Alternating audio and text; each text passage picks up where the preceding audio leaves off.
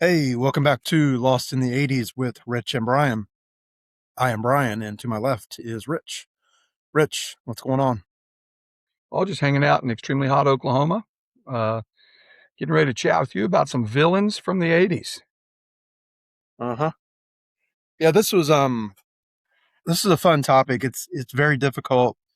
I mean, like a lot of top 10, things that we've done. It's very difficult to, there's always like a handful. You're like, okay, I've got to have these on here. But you can easily have another probably 15 or 20 that could go either way. So it is tough to narrow down, but basically what we've done here for the 80s is we didn't limit it to a specific, it wasn't TV, it wasn't cartoon, it wasn't movies. It's just anything or anyone um in the 80s. So it can be all of those or none of the, or however you see fit. um to put your list. I do not know Rich's list. Rich does not know mine.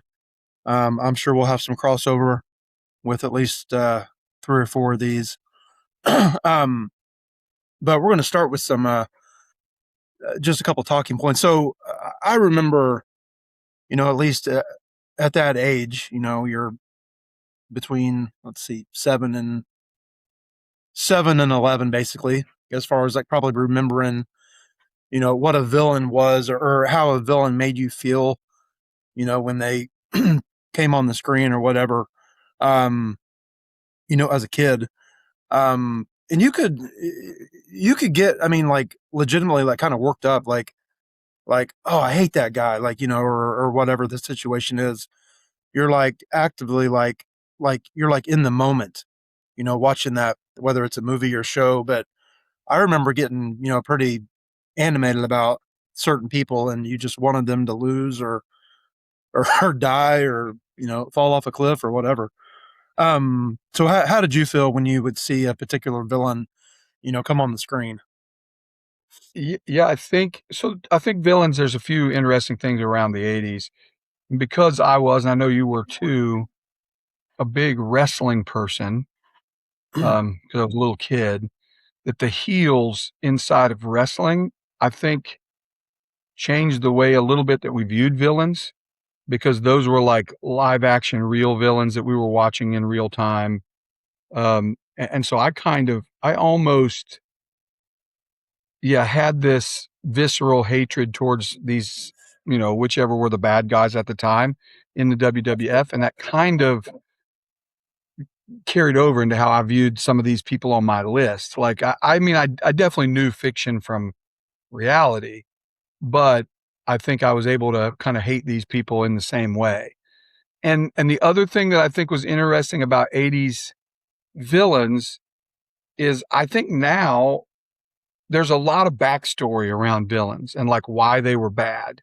And maybe that Marvel's really good at like making you realize that the villain in his mind is not a bad guy, or something horrible happened to them and that's why they became a villain or whatever.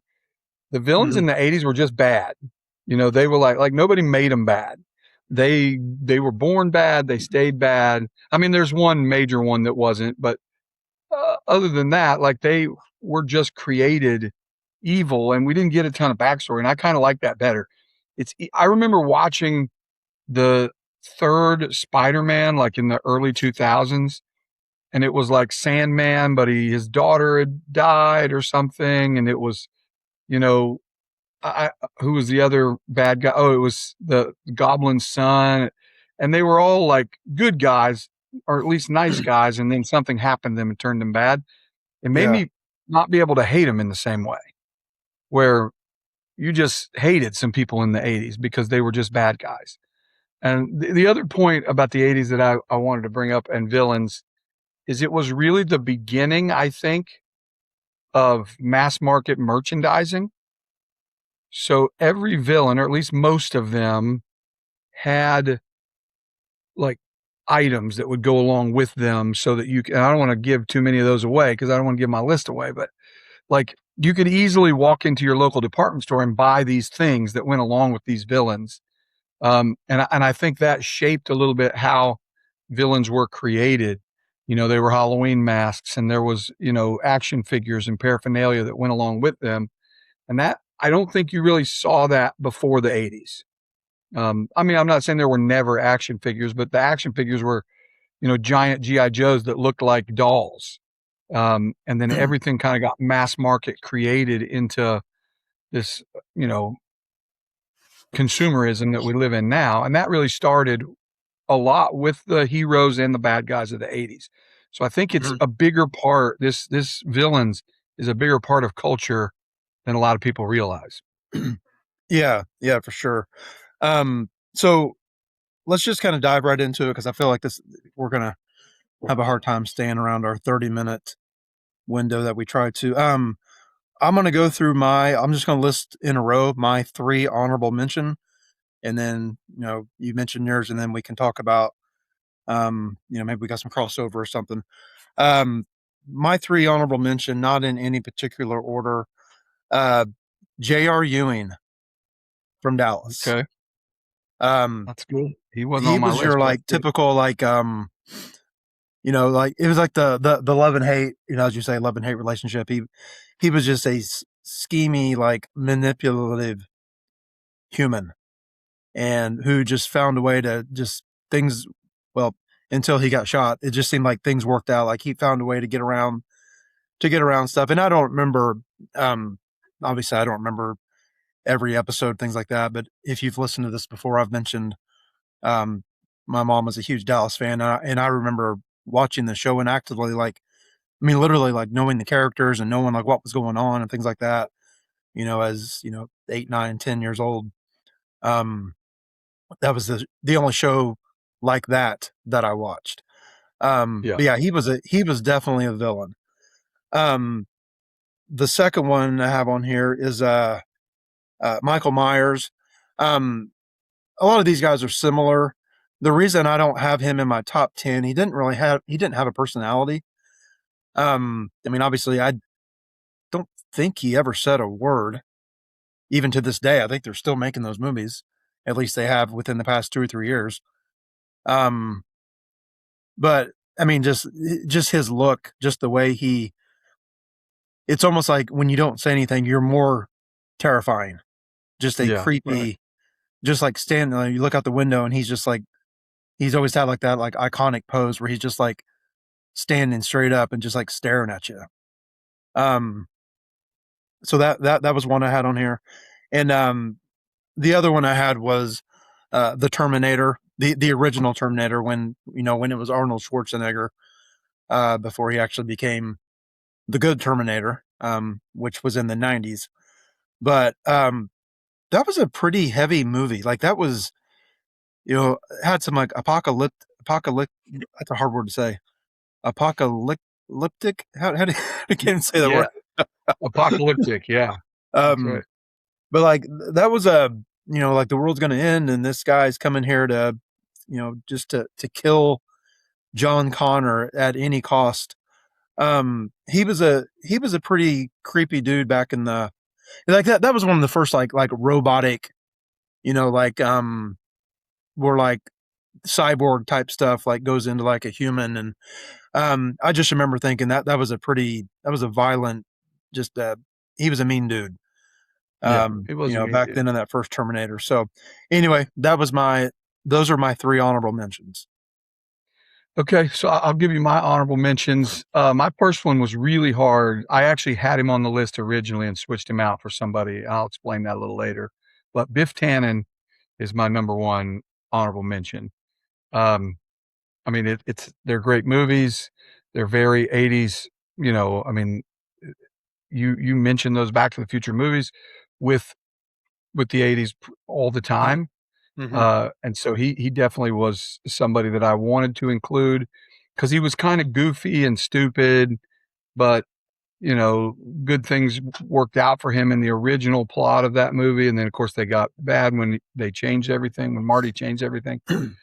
Second guy that I really wanted to keep on there, because he was my favorite from the Rocky group, was Clubber Lang. Mr. T was obviously an icon in the 80s.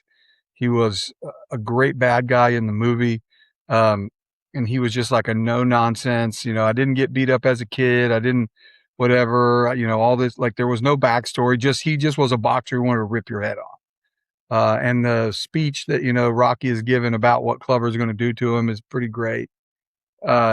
So those two. Now here's my third one, and it's a weird one, I understand. But I loved this movie, and I guess that's the only qualifying thing. It's like a lot of kids probably, I don't know if a lot of guys like this movie or not, but I did. So I'm not going to apologize for it. But The Nothing from Neverending Story.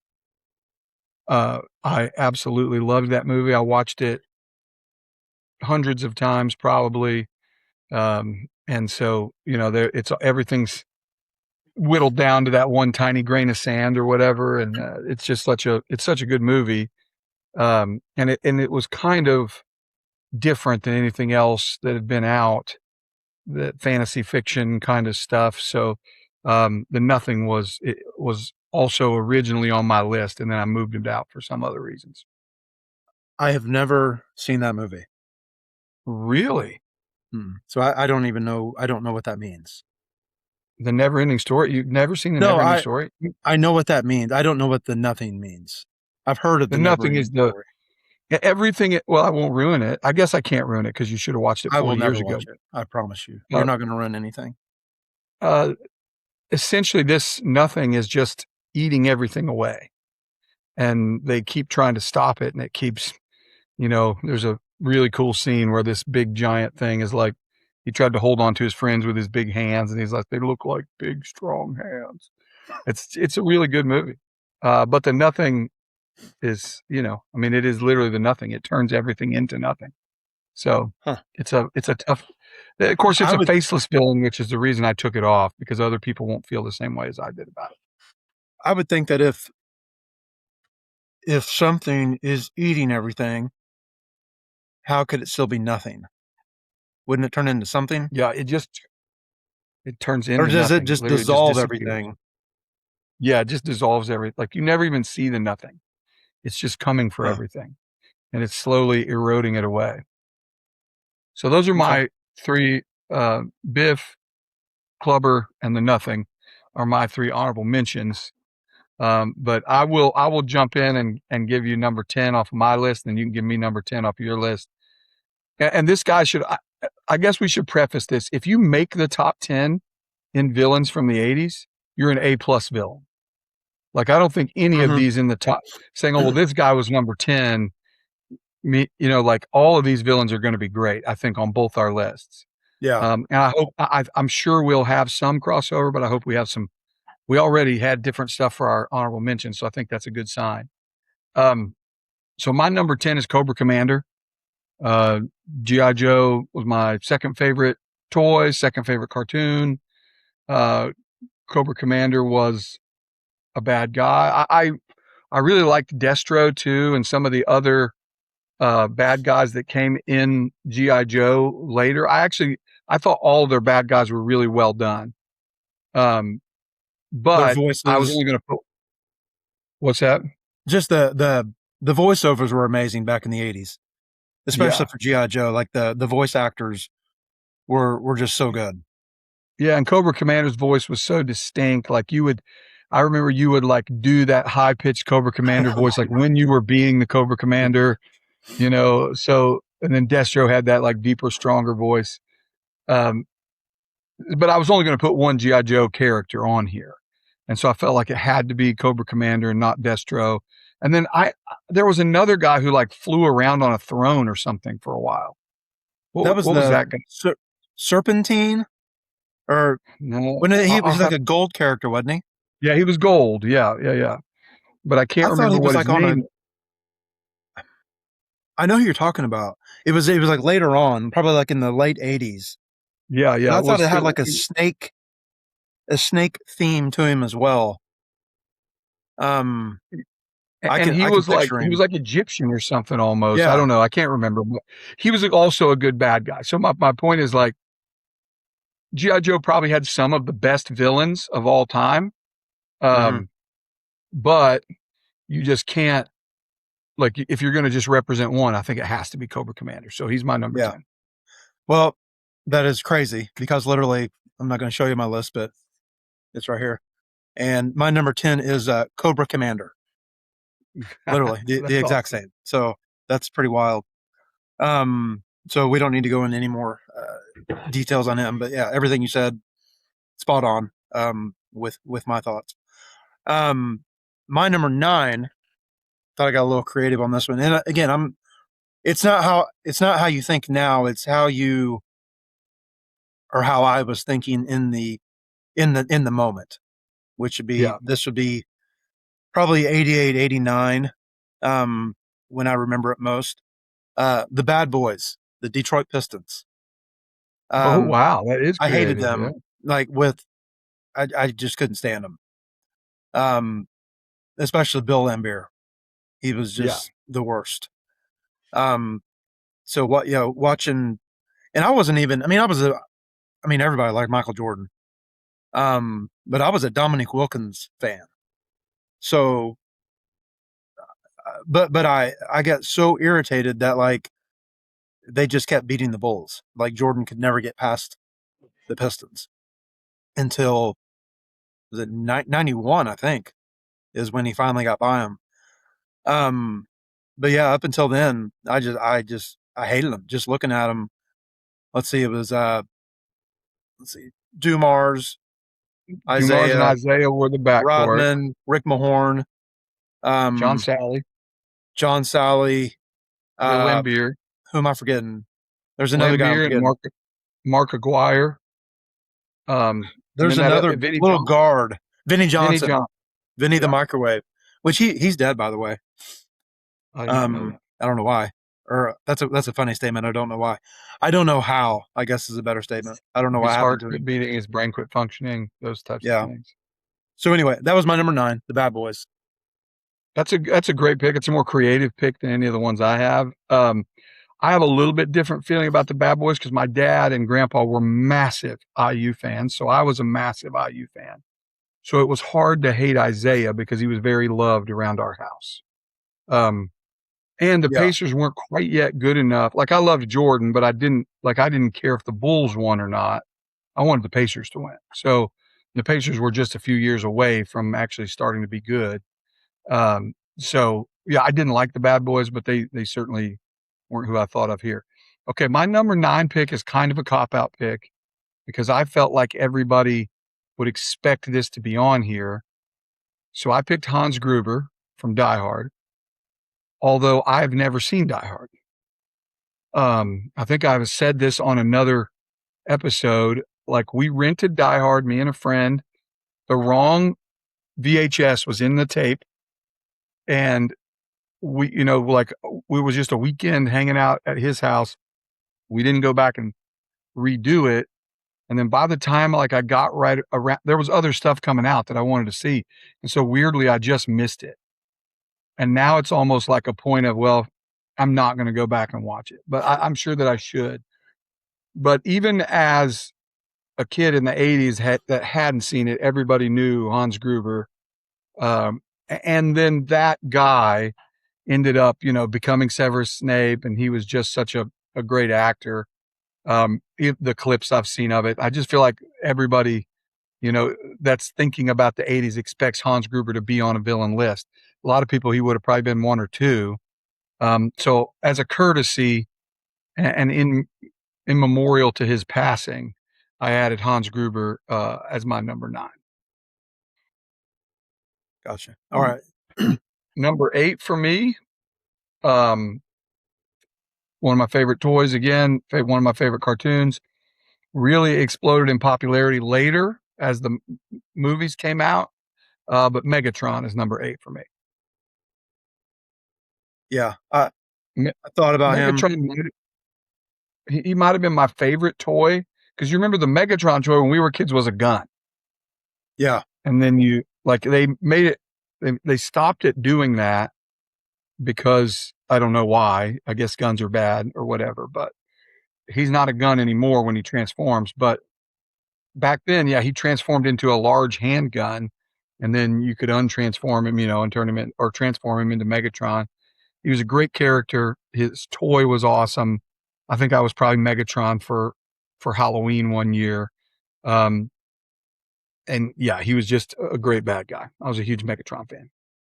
So my number 8, which probably could have been a little higher. I didn't like these movies very much. Um, but I still had to put him on there just because how funny looking he was. Uh, Chucky. Okay. I remember you saying how terrified you were of Chucky. Like he just like comes out on your bed and just like, slices your ankles or whatever, and you're just dead. You just bleed out.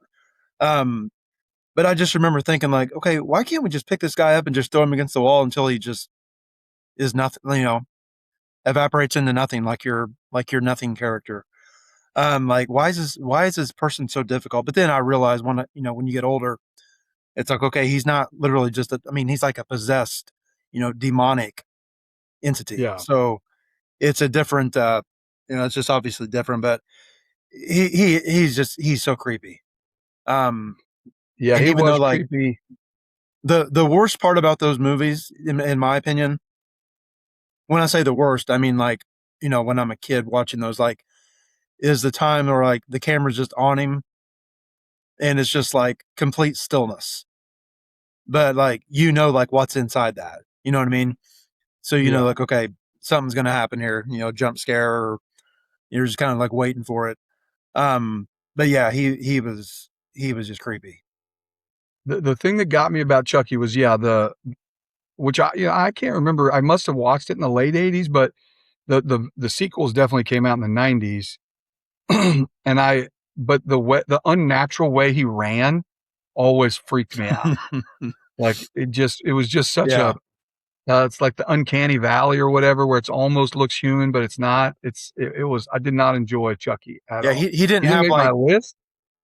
he didn't have like his movement, like it's like his knees didn't bend. They're just like Yeah, the right. two like peg legs, just like, somehow like awkwardly running.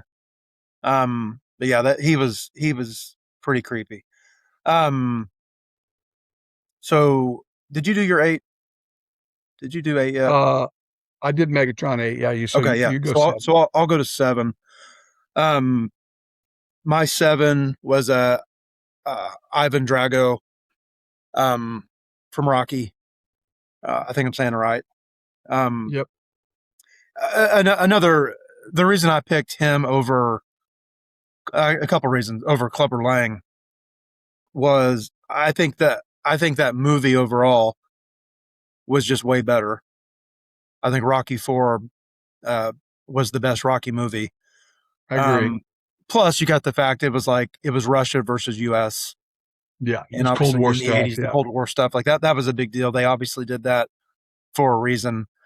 Um, but yeah, I mean him. That whole movie was just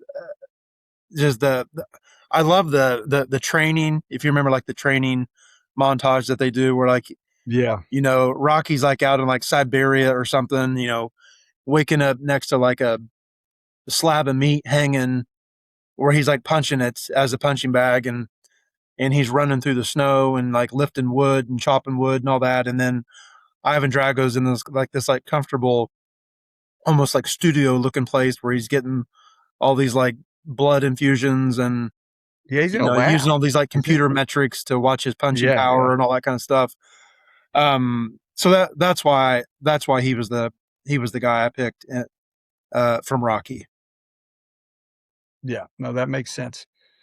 Okay, my number 7 was an honorable mention for you. My number 7 is the Terminator, the Schwarzenegger Terminator. Um, it was probably one of the first like grown up movies that I watched with my dad.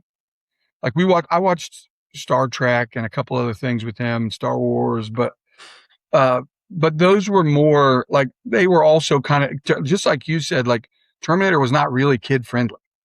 Like there was a lot of violence and whatever in it. Yeah, I'm sure it was rated R. Yeah, and so it was the first thing that I can remember watching, and the Terminator actually, like the fact that this was set in the future in this dystopian whatever with the world in, like it actually scared me. Like he was a villain who I wasn't really scared of Megatron or Cobra Commander or whatever, but I was I was legitimately scared of the Terminator. Like he caused a visceral reaction in me. So I felt like I didn't like him. I hated it. Like he scared me. Hmm. So of course you learn to like him later in the other movies, but um, Yeah. certainly the Schwarzenegger Terminator is a top 10 villain for me. And then number 6 is the Shredder. Of course, there was a cartoon and live action version of this. Uh, the Shredder was, again, kind of what I mentioned earlier. A lot of these guys that we've talked about so far, Cobra Commander, Megatron, Terminator, Shredder, like they had action figures, they had, costumes that you could buy for Halloween. Like all of that stuff was going on marketing these things. And when the Turtles kind of came on the scene, they really exploded. Yeah. Where I think G.I. Joe was around a long time before I really cared about it. But the Turtles, like I remember I think it started with like a mini series or something, or like a little four They had episode thing. comic books. I know. I don't Yeah. know if And then they there was came like, out before the cartoon or not. I can't remember, but I know there was like a 4 episode like starting point or something with them. And anyway, the Turtles happened fast, at least for me. And so I was a big fan of the show. And since Shredder was the main bad guy on the show, he had to make my list. So he was my number 6. Yeah. Um, my number 6 is Skeletor from He-Man. Yep. Um, He-Man. It's really hard for me to distinguish which show, like in my prime viewing versus, I mean, like the toys and everything, collecting the toys, watching the shows. Um, I don't know if I like He-Man more or uh, GI Joe more, but I know that Skeletor, from a villain standpoint, was way higher on the list than Cobra Commander. Yeah. Um, his voice was great. We talked about the voice actors back in the '80s. They were just so, and even on a different level, but even like Transformers, like Megatron and um Optimus. Optimus Prime, like their voices, they were just so good. But Yeah. yeah, Skeletor was amazing. Um, and I just love his where was that? Was it I'm Snake trying to think Mountain of was that his home. purple building. Snake What was that? Mountain. Snake Mountain? That's what it was Yeah. called? Yeah. Okay. Yeah, that, and I just thought he was just such an iconic character.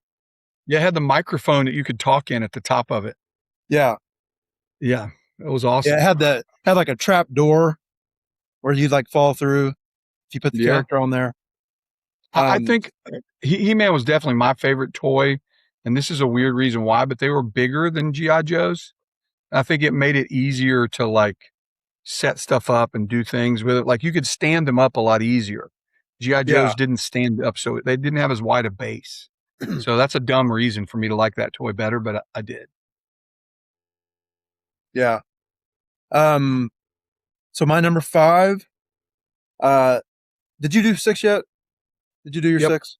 Okay. Shredder. Um my number 5 is the Iron Sheik. Okay, WWF. little wrestling reference. Yeah, I hated that guy. He should have been on my list. Honestly, that's a great pick. Yeah, and another reason, obviously, for the same reason, it goes back from, Hulk was the iconic uh USA Great American hero. hero, and then you got the Iron Sheik from Iraq, I think, right? Iran or Iraq. Iraq, Iran or Iraq, yeah. And Yeah. then of course he was always paired with Nikolai Volkov. Yeah. So yeah, he was obviously made to be hated. That's the entire reason Yeah, he was there.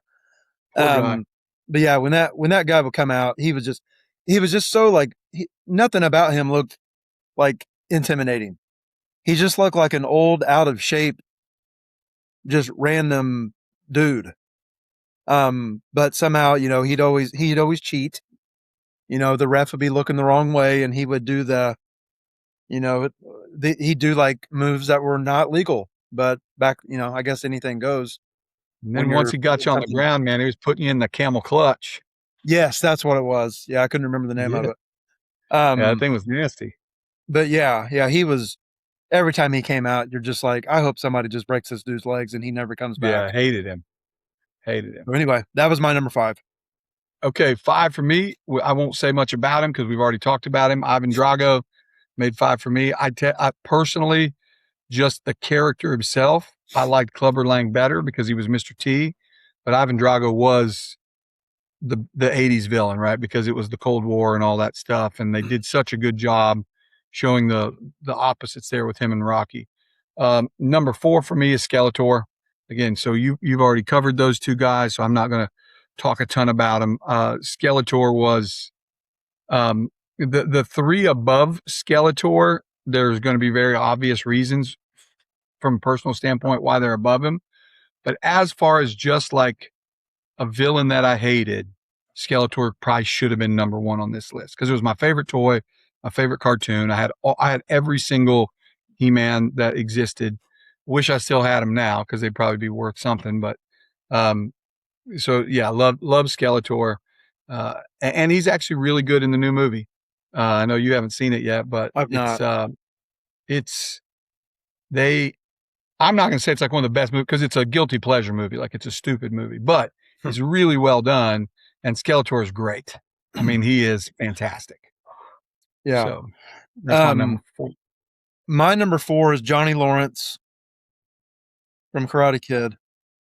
Now obviously, yeah, in I shouldn't say a lot of these, but some villains, end up having the redemption arc.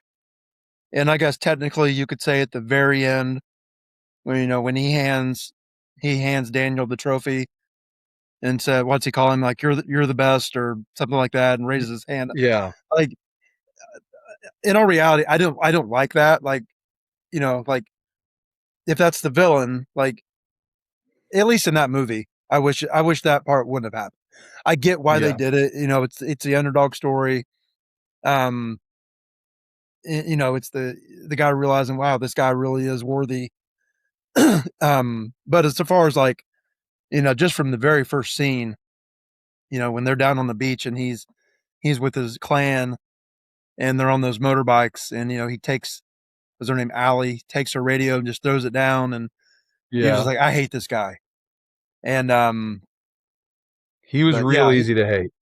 it's that it in his little gang, and then his sensei, whatever. I Yeah. don't remember that guy's name, but he was terrible too. Is it Um, Creech? John Kreese. John yeah, Kreese. yeah, that's right, Crease. But yeah, Johnny Lawrence, I just feel like he had to be in my top 5.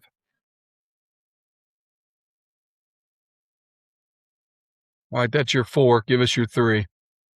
Did you already do your 4? Yep. Okay. Skeletor. Oh, that's right. Okay. Um, my number 3 was Jason Voorhees. Um, I think he was the most violent of all those slasher type movies. I think did you watch all these in the 80s? Did you watch? You didn't watch. I don't think you didn't watch No, as much as I did in no, the I did 80s. not watch the slasher movies in the 80s. I did eventually watch all of them, rented them and watched them, but it wasn't a thing that certainly my mother was not going to allow it to be brought home. Um, and I just didn't enjoy slasher movies at 10, 11, 12 years old. Now I liked them as I got older. So that's why none of these guys made my list. But I was assuming that some of them would be on yours just, because we watched a little bit different things growing up. Yeah. But he was I mean, even today, like people, will still wear the hockey mask Sure. Yeah. for Halloween, and that's going to be around. I mean, honestly, probably till the end of time. Yeah. People will be, Jason Voorhees. So, I'm going to try to cut down on the elaborating on some of these just because we are over on time right now. But go ahead with your number 3. Yeah. So my number 3 is Johnny Lawrence. Loved the movies. He was a bad guy that was very easy to hate because he wasn't that much older than us when we watched it. Like we probably all knew a kid like that. So Johnny Lawrence was my number 3. I'm assuming our number 1s are the same. I don't know that for a fact, but I'm Well, we just got two guessing. first. Yeah. So number 2 for me This is a personal one. I know not a lot of other people will put them high on the list, but this was my favorite movie growing up. So the Fratellis are my number two. Mama Fratelli from the Goonies. They were Oh wow, just that's I see. I didn't remember the name. That's a sneaky. That's a great one. I did not think of that. yeah, I loved that movie. I watched it every day after school in like fourth and fifth grade. Um, so I hated the Fratellis. They were bumbling idiots to a degree, and the sons weren't as evil as the mom, but the mom was she was just straight up evil. And she was the lady who played her just did such a good job making you hate, because it's harder, I think, to hate an old woman. Like you have to be really good at being a bad guy for you to hate some, a 50 or 60 or whatever year old woman. So she was incredible. So yeah, Fratellis are my number two. Okay, that's good. And I think she was probably more easy to dislike just because this is going to sound really mean. But she kind of looked like a man. Let's be real. Yeah. Yeah. She was Um, not, she was kind of a rough to look at. And she had a handicapped son that she was mean to. mhm, And that also, right. like, as a kid, you're like, I hate this lady for being mean to this guy, and so Right. she just, you could hate her for any number of reasons, but the Fratellis were awful. Yeah. I'm gonna say my number two. I know, obviously, number one is well, we both know who it is. Freddy from Nightmare on Elm Street. I didn't like putting two horror people back to back, but I just feel they were just too iconic. Yeah. I had to have both of those in my top three. Um, Freddy was funny. Freddy was not just like, now until you got to know the character. Like, yeah, the first time you see him, I I can vividly remember like I'm like trying to like hide my eyes. Like when you're like watching with friends, but like you're kind of like looking away a little bit, but you're still trying to act like you're looking toward the TV. At least Yeah. that's what Right. I did. But yeah, the first time you saw him and he just ran at that woman there in the alley, um, he was just he was such a good character. Now the later movies they made him, I just thought it just started getting his character was deteriorating in my opinion as far as the um the impact that they I'm trying to think how to say it. It just wasn't like you can only do so many things, I guess. Yeah. It was played out by that point. Yeah, it was just it was overplayed for sure. But especially the first three movies, I think were just awesome.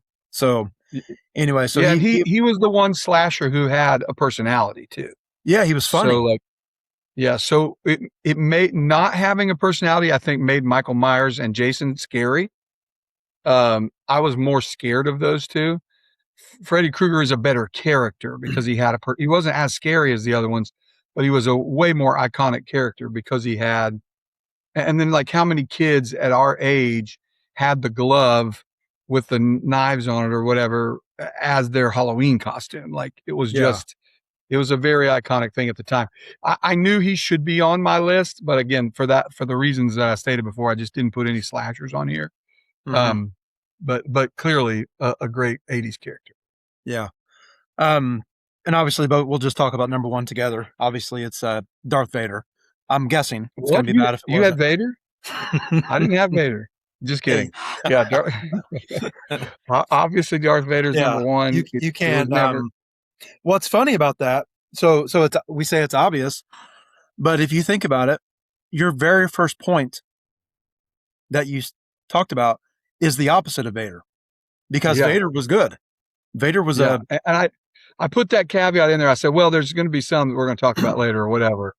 Yeah, the Anakin switch to Vader, but when we saw him in the 80s, we didn't. That we wasn't didn't. part of the deal. Yeah, we didn't know Really. the backstory. Like it was hinted at that there was a backstory and that Obi-Wan and him had a relationship, and all of that stuff was hinted at a little bit. Yeah. But if you think about it in the moment, like when you heard the music and the breathing, like that's how Mhm. you know he was the most iconic character. Like I guess Michael Myers is the other guy. When you heard the music, like you knew he was about to pummel somebody. Yeah. Uh, but like when you hear that Vader entry music, I actually was like, all right, like I was actually excited about it because Yeah, even though Vader was a bad guy, for some reason you liked it. Like I liked him, just his persona or whatever. right. And it was also, I think, different than anything we'd ever seen before from a like you're literally Johnny Lawrence and Darth Vader. Like it's just very different. All of it's different. Yeah. The funny thing, so I'm a Star Wars nerd, like you're a Marvel nerd. Um, but like I've I'll watch YouTube videos and stuff like that. So the guy that played Darth Vader, obviously, is not the guy who James Earl Jones did the voices, as everyone knows. But the guy that played him, if you ever listen to him, like do the lines, because at first that wasn't necessarily George Lucas's plan to have a different voice, but you listen to the guy under the mask speak the lines, it's like it would have just completely changed it's so bad. And Oh wow. he was offended. He was like, it was a guy from like I want to say he was from Australia. I mean, obviously a big dude. He's like 6'7", really big guy. But he was very upset that George Lucas would not let his voice be the one that was in the movie before they switched to James Earl Jones. Wow. I did not know Yeah. that. That's And good another information. thing, now that we know everything that happened, deep down, the Emperor is the villain.